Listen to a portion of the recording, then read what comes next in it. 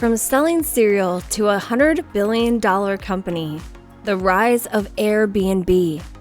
The Airbnb story is one of the most inspiring stories of the 21st century. It is a story of determination, fear, persistence, and most of all, hustle. They had no investors and had piled up thousands of dollars of credit card debt with just a dream and perseverance to realize that dream. They built a company worth $100 billion. This is the story of the rise of Airbnb. It started in 2007. Two Rhode Island School of Design graduates, Brian Chesky and Joe Gebbia, had just moved into the same apartment. They had decided to quit their jobs and start a company together. As luck would have it, their landlord decided to raise the rent by 20% that week. They couldn't afford the new rent, so they racked up their brains to come up with an idea to make money. Coincidentally, they knew that the Industrial Design Society of America conference was coming to San Francisco, and many hotels were already fully booked. The still available hotels had their prices hiked up as high as 2 to 3 times the typical rates. Chesky and Gebbia saw an opportunity in this and decided to rent out airbeds in their apartment to conference attendees for $80 a night. They called their new venture Air Bed and Breakfast. They created the website for it and emailed design blogs to gain interest. The first customer, Amal Serve, a fresh design graduate from Arizona State University, is neighboring. He grew up in India and moved to the US in 2004 as a student. He wanted to attend the San Francisco Industrial Design Conference held in October of 2007. There was just one problem: no affordable room left in San Francisco. The conference ticket itself cost $1,000. He had gathered the money to buy the ticket but needed more money for an expensive hotel. I would pay for the ticket only if I could get a place to stay. Every cheap hotel or hostel I checked was packed due to the conference. Others were priced over $300 a room a night, said Amal in an interview. He was browsing a design blog one day when he saw the link to a new website called airbedandbreakfast.com. I clicked it just because I liked the logo, Amal told the interviewer. He found the $80 per night room and immediately decided to book it. There was a problem. Chesky and Gebbia had forgotten to put their contacts on the website. Luckily for them, Amal was determined to attend the conference. He browsed the internet to find their contact number and could see Joe Gebbia's number. Amal gave Joe a surprise call and booked their place. After Amal, Gebbia and Chesky also managed to get 2 other customers to book their apartments, a 35-year-old woman from Boston and a 45-year-old father of 4 from Utah. They were also designers trying to attend the same conference. They were offered an air mattress each and slept in the living room. And despite naming their company Air Bed and Breakfast, the first 3 customers still need to get breakfast. However, Joe Gebbia found time to show them around San Francisco, a gesture appreciated by the guests. Amal reminisced, "All of us being designers, we gelled really well. There was a camaraderie." Gebbia and Chesky could pay their rent to stay in the apartment with the money from those 3 customers. In February 2008, Joe Gebbia's former roommate, a Harvard graduate and technical architect, Nathan Blecherek, became the 3rd co-founder and CTO. The search for funding. At this time, the company faced a significant problem. The site only had 2 users, and one of them was Chesky. They initially launched at SXSW and only received 2 bookings. After rebuilding the site, airbedandbreakfast.com, they officially launched it on August 11, 2008. They timed it with the Democratic National Convention that was scheduled to happen not long after in Denver. Over 20,000 people attended the convention, so all hotels were booked out. Their idea was to repeat what they initially did, tapping into the opportunity created by the large gathering, only this time on a much larger scale. Their relaunch was successful. Over 600 people stayed in Airbnbs during the convention period. Unfortunately, that success was short-lived. During the convention, it was Obama supporters hosting Obama supporters. People had no problem sharing their homes with others because they shared a common interest. But to other people, the idea of Airbnb was crazy. They were getting negative comments on the internet. This is typical echo chamber thinking. Do people get robbed, abused, raped, or murdered using these services?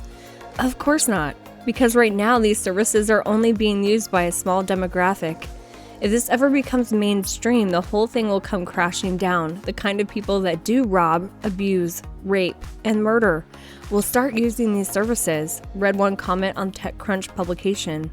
And this is a sentiment shared by more than one commenter, and many investors also had this concern.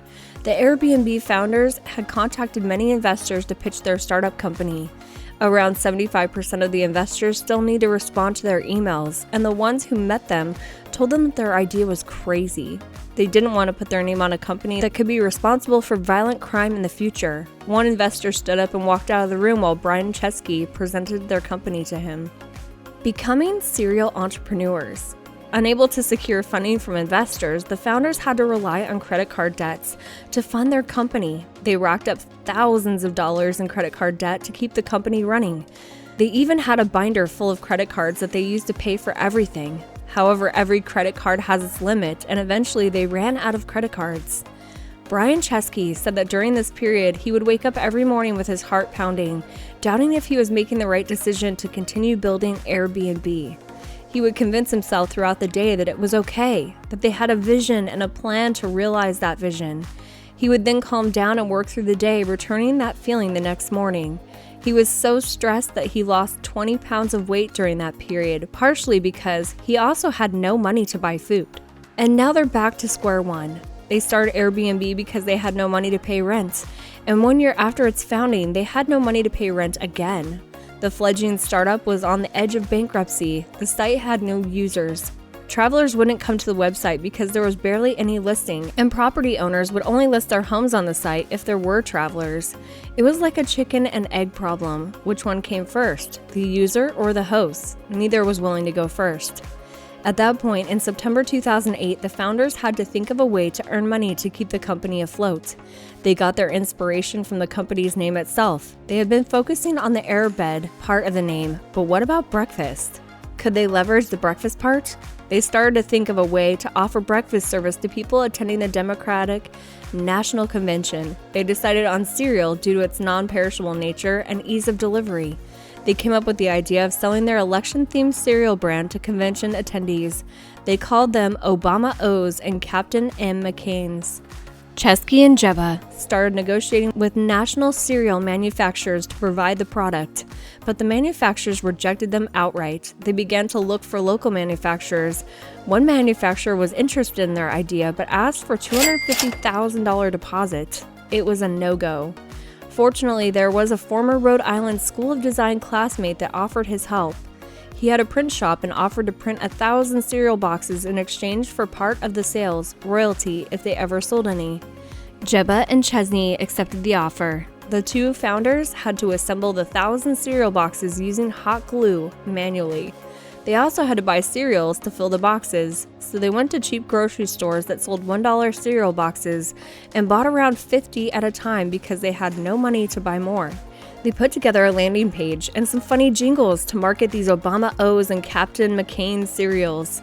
The idea was a success. They made a whopping $30,000 selling the Obama O's and Captain McCain's. They joked that was the time they became serial entrepreneurs. It was a joke then, but it became a moment of pride for the founders and the company. They used their entrepreneurial skills to raise money and kept the company they built afloat. Later, when they try to hire new employees, they would call it the search for serial entrepreneurs, referencing people who are builders and doers instead of maintainers. Joining Y Combinator. The success with cereal boxes managed to keep their company running, but they were still only making $200 per week from their site. And they couldn't keep selling the cereals as it was only a brand built on the momentum of the Democratic National Convention. It was a temporary solution. They had to keep looking for funding, and it came in the form of an invitation. Paul Graham invited them to the January 2009 winter training session of his startup incubator, Y Combinator. It would provide them with training and $20,000 in funding in exchange for 6% interest in the company. The founders had doubts because the incubator was usually for a startup still in its inception phase, while their company had been running for over a year and already had 3 launches. After careful deliberation, they accepted the offer as it was their only investor. Because their website was already built, Paul Graham suggested they go to New York. their biggest market, to meet with their users. The key to a successful business is understanding your customers, which is valid for Airbnb. After meeting their users, they discovered the main problem was that the pictures of most listings needed to be better. So they bought a camera and went door to door to take better listing photos. They started to gain some traction. They also changed their focus from shared spaces to all types of accommodation. By 2009, Airbnb had 2,500 listings and nearly 10,000 registered users. The same month, the company's name was shortened to Airbnb.com to eliminate confusion over air mattresses. The explosive growth. With a crazy idea rejected by every investor they met, the company started to see explosive growth and at the time the attention of investors. In April 2009, the company received $600,000 seed money from Sequoia Capital.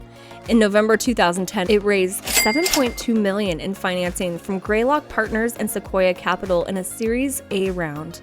It also announced that out of 7,000 nights booked through the site, 80% had occurred in the last 6 months. In July 2011, it raised $112 million in financing led by Andreessen Horowitz. They also established international offices, the first being in London. Due to the rapid growth of global users, in early 2012, Airbnb opened offices in Barcelona, Moscow, Copenhagen, Milan, Paris, and Sao Paulo. These were in addition to existing San Francisco, London, Hamburg, and Berlin offices. It also started expanding to Australia and Asia, opening offices in Sydney and Singapore. Airbnb was growing at a rate of nearly 100% per year. In April 2014, it received a $450 million investment from TPG Capital, valuing the company at approximately $10 billion. And by 2016, its valuation had risen to $30 billion. The hiring philosophy. The secret to Airbnb's explosive growth was to hire for entrepreneurial skills. The founders, particularly Joe Gebbia, were involved in the rigorous hiring process for every employee, up to around 500. Internally, they called it the search for serial entrepreneurs, a reference to how they sold cereal boxes to keep the company afloat. Instead of searching for people who could manage an already existing product, they went after the builders with a history of being able to lead and inspire teams to create something new. They would ask candidates questions like, how would you go about doing that? If the response was to delegate to someone else, they were looking for answers from others. However, if the candidate said they would experiment and find a way to make it work, this showed that they were used to taking on decisive action. This entrepreneurial culture gave Airbnb a deep well of creativity to draw from when they needed to solve highly complex problems. No one was wedded to traditional frameworks of how things should be done. They just iterated until they got where they wanted to go. The company's employees had faith in their abilities, which became stronger as they saw their product positively impacting the world. This motivated them to take on even more significant challenges, and in 2015, they successfully launched their product in Cuba within 100 days. The culture at Airbnb was collaboration and openness, which encouraged innovation at every level of the organization. When you see good ideas being elevated, regardless of a person's role or title, there's a greater incentive to speak up. Although more people being brought into the conversation sounds ideal, it can hinder productivity. With more voices, it becomes difficult to manage and keep track of what everyone is saying. Also, a collaborative environment often means that there must be clear boundaries between who is responsible for what outcome. They improved this by requesting that anyone with a grand idea support it with one-pager explaining how they would achieve it. These papers outline the issue and how solving it would beneficially affect the customer, then specified the steps needed, resources required, expected timeline, and ongoing maintenance. Even excellent thoughts are regularly only achievable at a given time due to conflicting priorities and a need for more resources. These one-pagers assisted in distinguishing which ideas they would execute right away. The COVID impact. It was safe to say that during the COVID-19 pandemic, the travel and hospitality industry took the biggest hit. And Airbnb wasn't an exception. Bookings dropped by as much as 96% in some cities. However, bookings rose in many rural areas. On March 30th, 2020, Airbnb pledged $250 million in payouts to hosts to compensate them for guest cancellations due to the pandemic. Because of the decline in business due to the pandemic, In April 2020, Airbnb raised $1 billion in equity from private equity firms Silver Lake and Sixth Street Partners at an $18 billion valuation, a 40% drop in value. It also accrued $1 billion in debt. The pandemic forced it to lay off 25% of its employees, about 1,900 people worldwide. The IPO. December 2020 was an odd time frame for Airbnb to go public, but it has several reasons. While the COVID-19 pandemic devastated the travel and hospitality industry, the financial sector saw a different story. An IPO frenzy was ripping through Wall Street. 2020 saw more companies go public than any other year since the dot-com bubble of the late 1990s. Another consideration was that their employees have company stock that expires that year. If Airbnb continued to resist calls for IPO, its employees could have lost their chance to cash out their stocks, and it was a significant issue for Airbnb. So they decided to strike while the iron was hot. Airbnb stocks were offered at $68 per share on Wednesday, but when it started trading on the public market, it smashed through that price, climbing to around $144 per share. That means Airbnb was valued at $100 billion. It was more than the combined worth of Hilton, Marriott, and Intercontinental hotel chains. Instead of ringing the bell on the floor of the NASDAQ, Airbnb released a slick video of hosts around the world ding-donging their doorbells. You gave us hope that the idea of strangers staying together in each other's homes was not so crazy after all.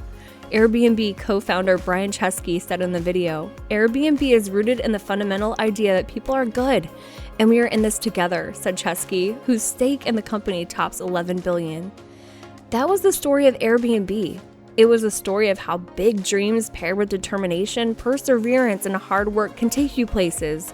But most importantly, it was a story of taking action. Joe Gebbia and Brian Chesky had the idea of renting out their air mattresses, but they continued with the idea. They took action and made it a reality and had their first customers. They relaunched for the Democratic National Convention and saw a small success. They had the idea of selling cereal boxes and made it a reality, keeping the company afloat. They had the crazy idea of building a place where people could share their homes with strangers, an idea that no one believed in, but they took action to make that idea a reality. And now that crazy idea is worth $100 billion. Thank you for watching. Click the like button and share if you enjoyed this video. Subscribe to my channel for more videos like this. See you on the next one.